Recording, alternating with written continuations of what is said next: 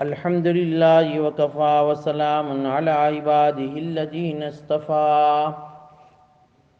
أما بعد فأعوذ بالله من الشيطان الرجيم. بسم الله الرحمن الرحيم. واتقوا الله الذي تساءلون به والأرحام.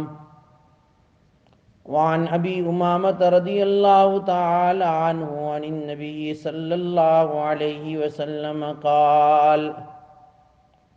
من قام ليلة العيدين محتسبا لم يمت قلبه يوم تموت القلوب، أو كما قال النبي صلى الله عليه وسلم. صدق الله مولانا العظيم، صدق رسوله النبي الأمي الكريم، ونحن على ذلك من الشاهدين والشاكرين، والحمد لله رب العالمین. درود شریف پڑھ لے اللہم صلی علی سیدنا محمد. واجب الاحترام بزرگوں، دوستوں، محترمہ مائیں اور بہنیں، قرآن کریم کی اس آیت میں اللہ تبارک و تعالیٰ نے دو باتوں کا حکم دیا ہے. ایک تو یہ کہ واتقوا اللہ الذی تساءلون بہ، تم اس اللہ سے ڈرو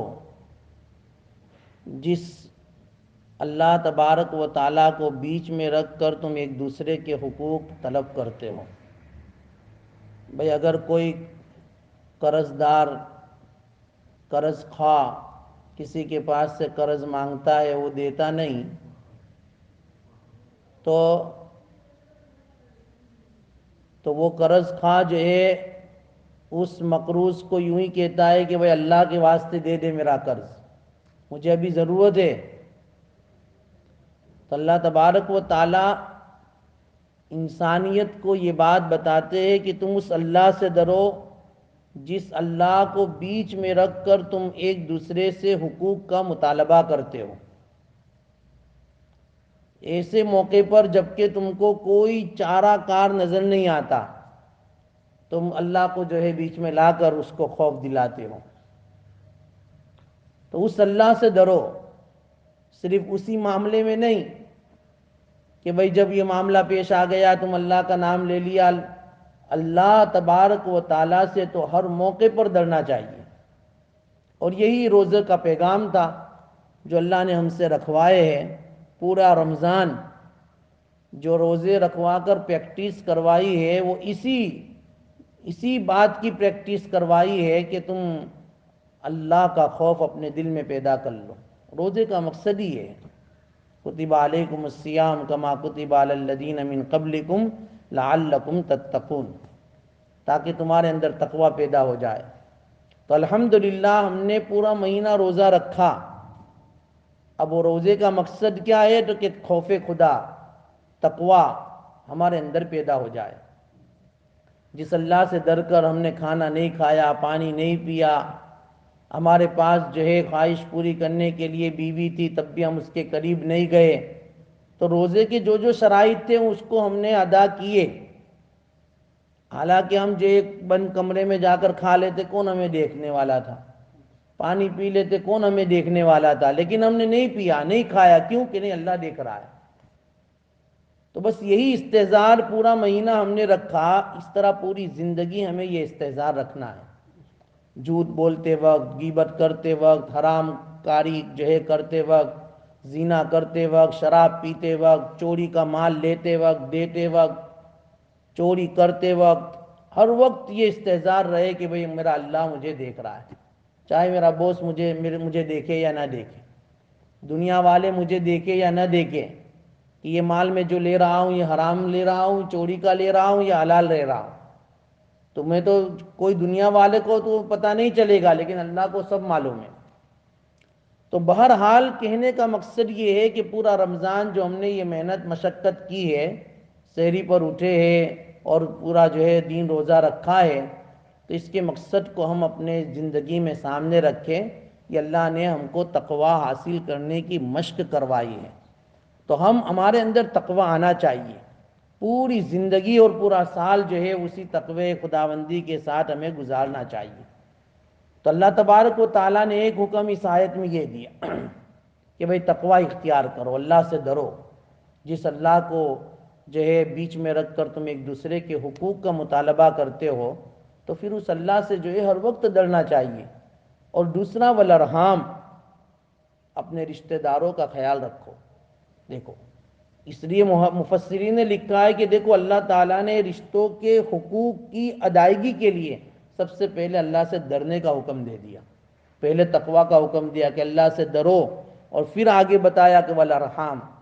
کہ قرابت اور رشتہ داروں کے ساتھ اس نے سلوک کرنے میں بھی اللہ سے ڈرو۔ اگر تم نے ان کے ساتھ بدسلوکی کی تو اس کا مطلب اس کا دوسرا پہلو یہ ہوگا کہ تمہارے اندر خوف خدا نہیں ہے، تقوی نہیں ہے۔ اللہ کا ڈر ہوتا تو تم کبھی بھی جو ہے اپنے رشتہ داروں کے حقوق کو پامال نہ کرتے۔ تم نے اپنے رشتہ داروں کے حقوق کو دبایا، اپنے رشتہ داروں کے حقوق کو جو ہے ادا نہیں کیا، یا تم نے قطع رحمی کی یا کر رہے ہو، یہ ساری اس بات کی علامت ہے کہ تمہارے دل میں تقوی ندارد، تقوی نہیں ہے۔ اس لیے مفسرین نے لکھا ہے کہ اللہ نے پہلے اپنے سے ڈرایا، پھر بعد میں جو ہے الارحام کا حکم دیا۔ تو معلوم ہوا کہ جو بھی رشتہ داروں کے ساتھ اچھا سلوک کرتا ہے واقعی اس کے اندر خوف خدا ہے۔ ہاں، میں نے جیسا کہ کل تفصیل سے بتا دیا کہ الارحام اصل ہے رحیم کی جمع، اور رحم جو کہتے ہیں جو ہے عورت کے پیٹ میں رحمدانی کو، جس میں بچہ رہتا ہے۔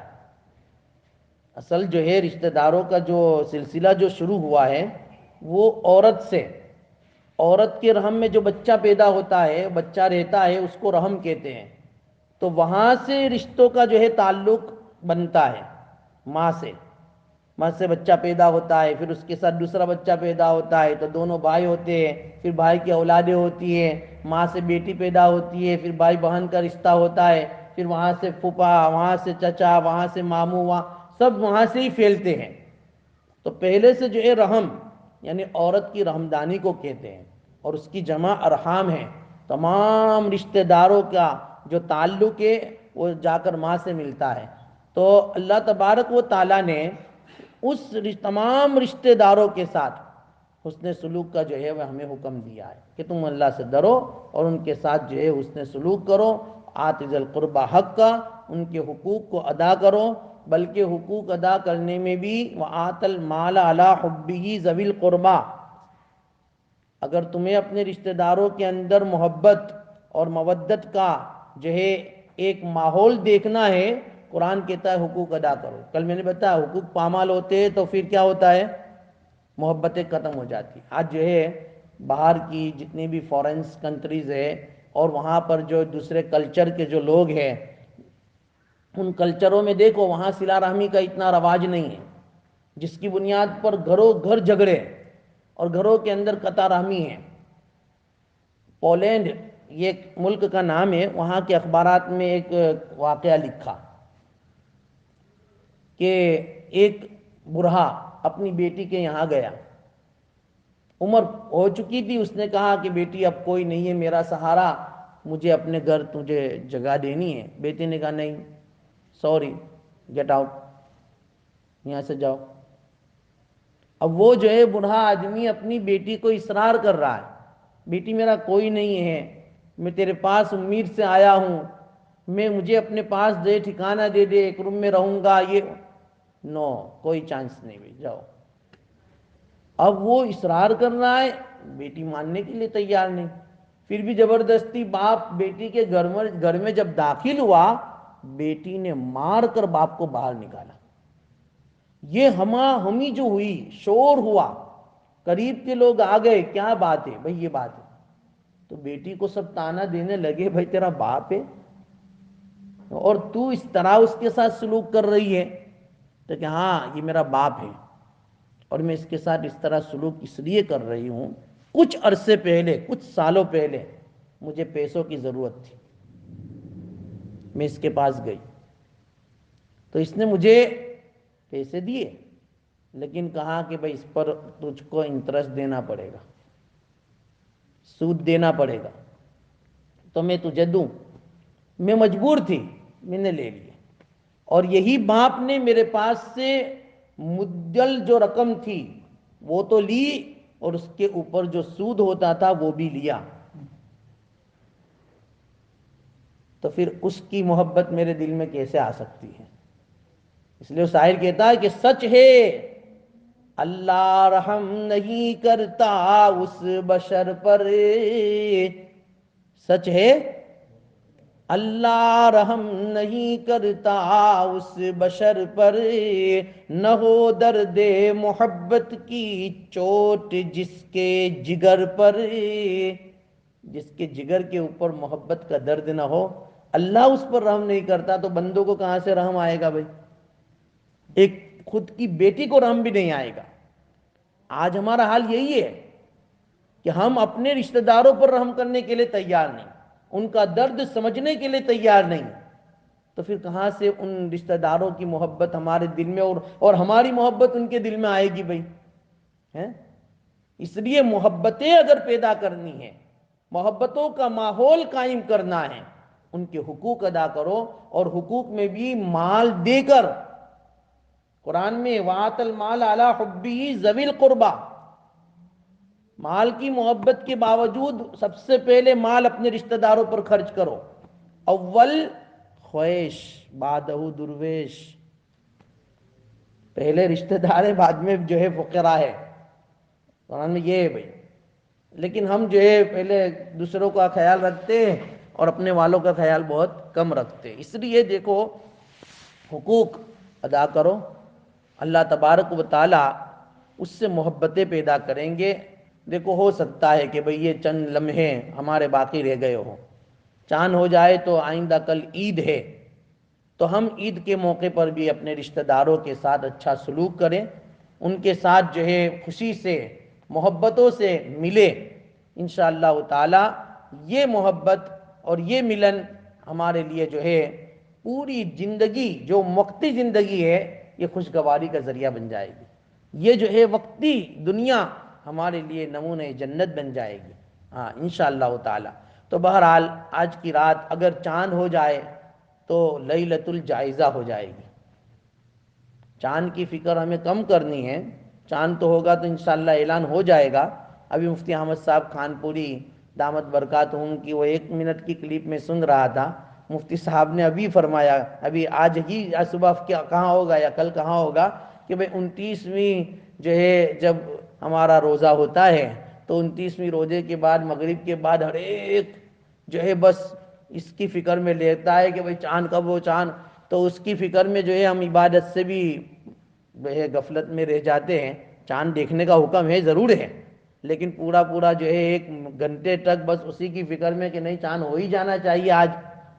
تو اس میں ہم اوابین بھی چھوڑ دیتے ہیں، ہم جو ہے سورہ واقعہ پڑھنا بھی چھوڑ دیتے ہیں۔ حضرت مفتی صاحب نے لکھا ہے کہ میرے پیر و مرشد حضرت مفتی محمد الحسن صاحب گنگوئی نور اللہ مرقدہ تو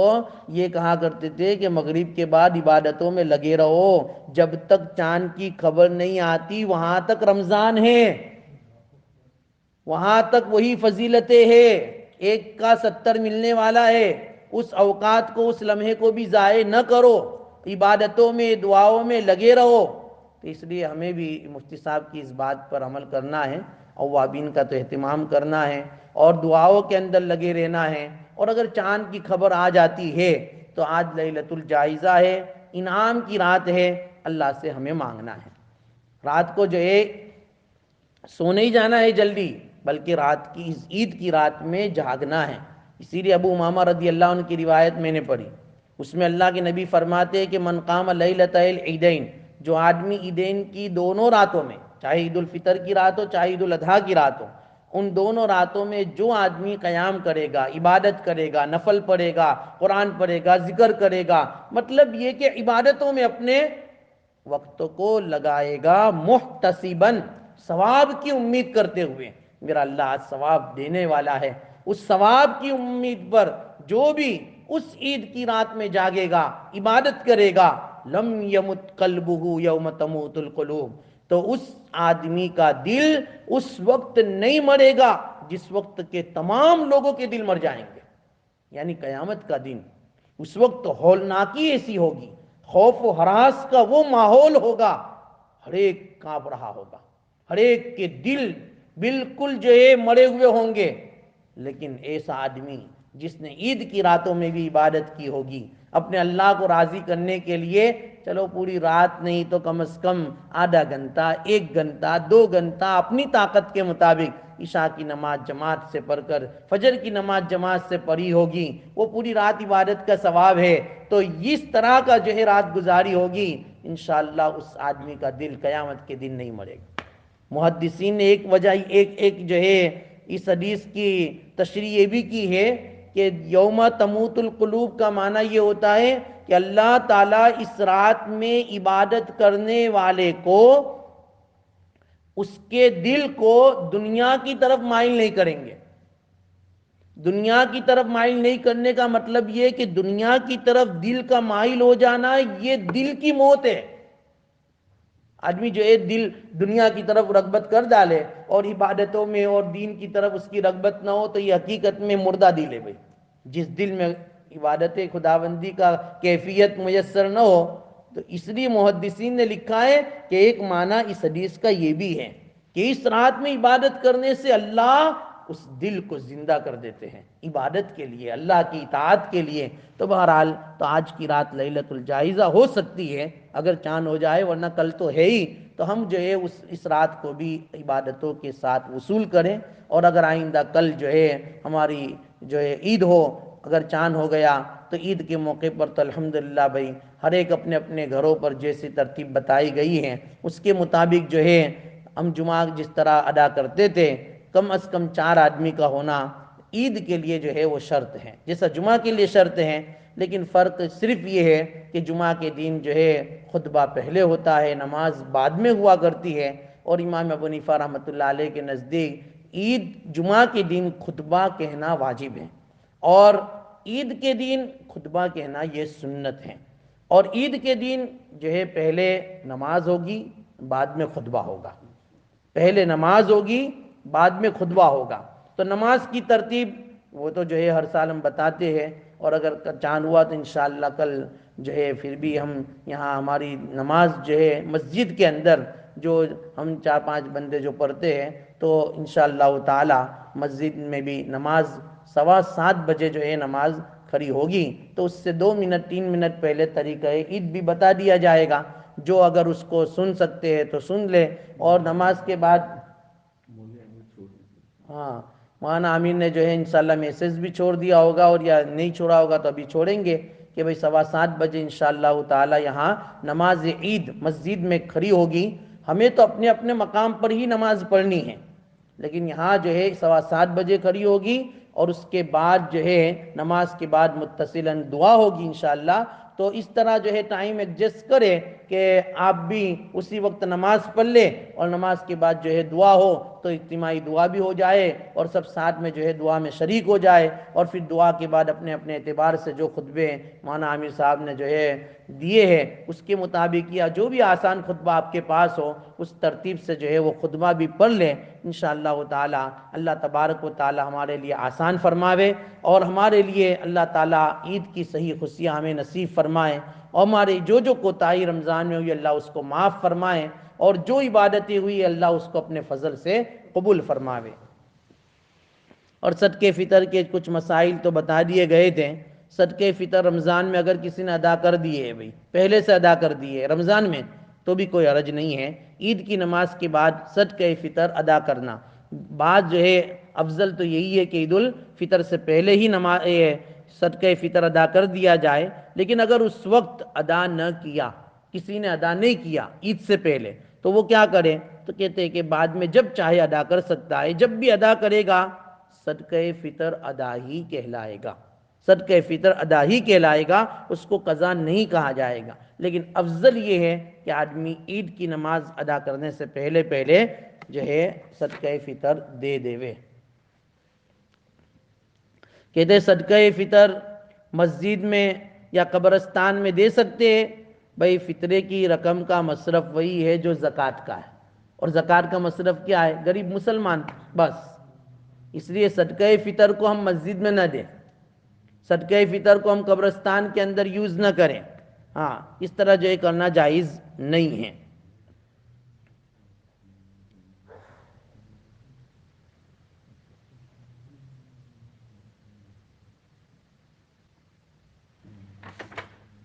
درود شریف پڑھ لو۔ بسم اللہ الرحمن الرحیم، الحمد للہ رب العالمین والعاقبۃ للمتقین والصلاة والسلام علی سید الانبیاء والمرسلین، اللہم لک الحمد کما ینبغی لجلال وجہک وعظیم سلطانک، یا حی یا قیوم برحمتک نستغیث، یا حی یا قیوم برحمتک نستغیث، یا حی یا قیوم برحمتک نستغیث، اصلح لنا شأننا کلہ ولا تکلنا الی انفسنا طرفۃ عین ولا تنزع منا صالح ما آتیتنا، یا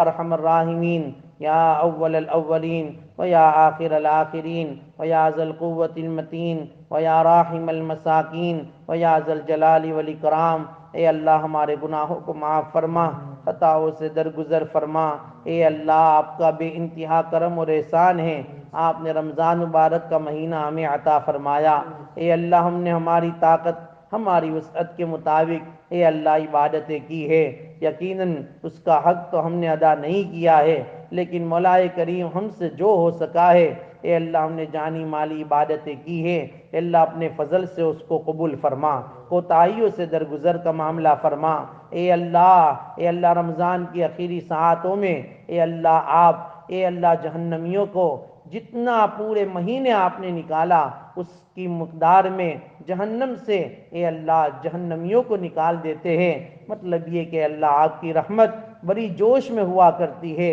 اے میرے اللہ، ہو سکتا ہے کہ یہ رمضان کی آخری ساعتیں ہوں، آخری لمحے ہوں، اے پیارے اللہ اس آخری لمحے میں آپ کی رحمت ہماری طرف متوجہ فرما دیجئے، آپ اپنے ہمارے اوپر رحم کا معاملہ کر دیجئے، اے اللہ اپنی رضا عطا فرما دیجئے، اے اللہ اپنی محبت عطا فرما دیجئے، دلوں سے دنیا کی محبتوں کو نکال دیجئے، حسد کینہ بغض عداوت اور اے اللہ جتنی بھی باطینی بیماریاں ہیں ان باطینی بیماریوں سے اے اللہ ہمیں شفا عطا فرما دیجئے، اے اللہ ہمیں شفا عطا فرما دیجئے، اے اللہ بار بار اے اللہ یہ رمضان مبارک کا مہینہ ہمیں نصیب فرما دیجئے، اے اللہ ہمیں نصیب فرما دیجئے، اے اللہ جتنے قدردان بندے بندیاں اے اللہ دنیا میں ہیں اور اے اللہ انہوں نے اس رمضان کی جو قدر کی ہے عبادتوں کے ساتھ دعاؤں کے ساتھ، اے اللہ ان قدردان بندوں میں ہمیں بھی شامل فرما لیجئے، ان کی دعاؤں میں ہمارا حصہ بھی عطا فرما دیجئے۔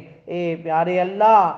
پیارے اللہ پورے رمضان مبارک میں جو جس لائن سے عبادتیں کیے ان کو قبول فرما لیجئے، اے اللہ ہماری مستورات کو بھی قبول کر لیجئے، اے اللہ انہوں نے بھی بڑی خدمتوں کے ساتھ اے اللہ یہ رمضان مبارک کے مہینے میں ہمیں سحری بنا کر کھلائی، افطاری کا سامان تیار کیا اور کھانا بنا کر تو ویسے ہی اے اللہ پوری زندگی ہمیں وہ کھلاتی ہے، اے پیارے اللہ اس کے بدلے میں تو انہیں اپنی رضا عطا فرما دیجئے، اپنی محبت عطا فرما دیجئے، اے اللہ ان کے دلوں میں بھی خوف خدا اور خشیت الہی عطا فرما دیجئے، اے اللہ گھر میں ہمارے تمام بچوں کو بھی نیک اور صالح بنا دیجئے، اے اللہ آنکھوں کی ٹھنڈک بنا دیجئے، اے اللہ حلال اور پاکیزہ رزق دینے کے اے اللہ فیصلے فرما دیجئے، حرام اور مشتبہ رزق سے ہماری پوری امت کی حفاظت فرما دیجئے، اے اللہ کسی کا محتاج نہ فرمائیے، اے اللہ کسی کا محتاج نہ فرمائیے، جب تک زندگی باقی ہے وہاں تک اے اللہ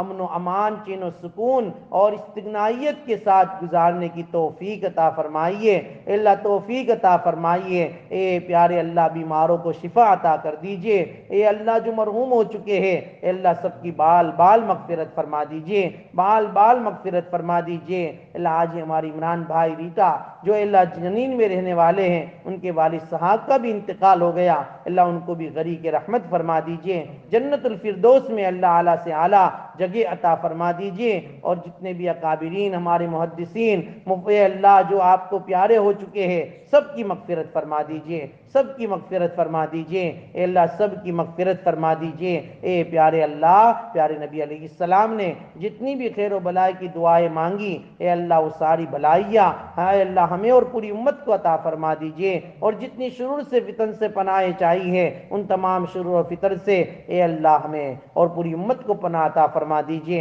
اے اللہ پوری امت کو پناہ عطا فرما دیجئے۔ اے اللہ ہماری آج کی اس دعا کو اور پورا مہینہ ہم نے جو دعائیں مانگی ہے، بلکہ پوری زندگی جو ہم نے دعائیں مانگی ہے اور مانگنے والے ہیں، اے اللہ ساری دعاؤں کو اپنے فضل سے اے اللہ قبول کر دیجئے، اے اللہ قبول کر لیجئے، اے اللہ قبول کر لیجئے۔ اللہم ربنا تقبل منا انکا انت السمیع العلیم وتب علینا انکا انت التواب الرحیم، صلی اللہ تعالی علی خیر خلقہ محمد وآلہ واصحابہ اجمعین برحمتک یا ارحم الراحمین۔